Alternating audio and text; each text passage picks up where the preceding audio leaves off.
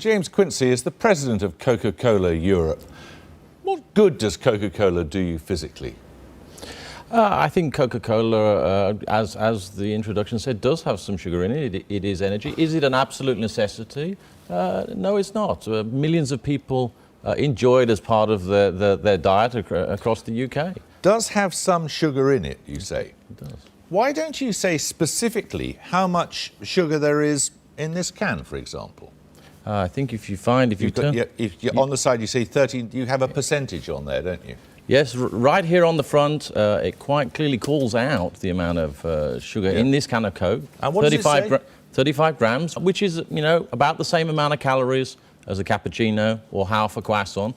So there is calories. And actually, what we're doing is to say, look, the information is here. We want to actually promote and make sure people do you imagine people know if they go to the cinema, and this is a small one, and there are big ones here too. You go to the cinema and you get a jug of Coke like this. Do you think people have any idea how much sugar's in it? And maybe they don't. And I think one of the things we need to do... Look at this.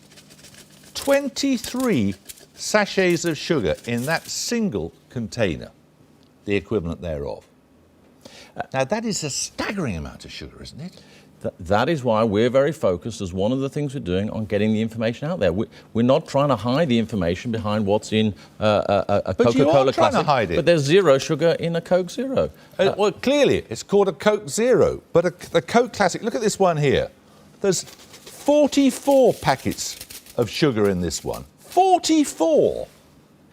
Indeed there are, and I think what we're saying is, look, we want to make sure that people have the information available to them so that they can make the choices, and if they don't want the big one, then fine, and that clearly is not one that's going to be for everyone. Yeah, but whether it's 23 in something this size or 44 in something this size, each of which is to be consumed in one single sitting at a cinema, this is staggering, isn't it? Look, I think we do need to recognise that things need to change, that the bigger cups need to come down. I don't think that we are talking that the world can't change and the world doesn't need to move on. I think what it comes back to is we recognise that the need to helping to fix this very important issue of obesity. It's something that's come about from us taking in too many calories, not burning off activity, many things for many decades, and we have to take action. We are providing information as well as it is on the can. So you accept your role in the obesity epidemic, do you? We need to accept our role, and we do, and that's why we want to focus on actions that we believe will help bring this crisis down. Maybe one of these packets in a cup of tea during the course of the day, or maybe even two. 23 in the smallest container at the cinema. The reality, people aren't drinking those, and I think what we need to focus on is, you know, if we're trying to solve obesity, absolutely fine. What we need to do is get information to people's hands, help them make choices for their lifestyle, their choices during the week, also get out there trying to promote activity with change partners to try and help the other side by doing so. We actually look at how to solve the crisis. Sometimes we look at things like, well, you know, what will work? What's going to solve these? There's a project out there, starting in France, across Europe, is answering where they brought down obesity. It's not by taking some, you know, a number of things we need, private companies, health companies, local government communities, brought down obesity. Thank you very much. You're welcome.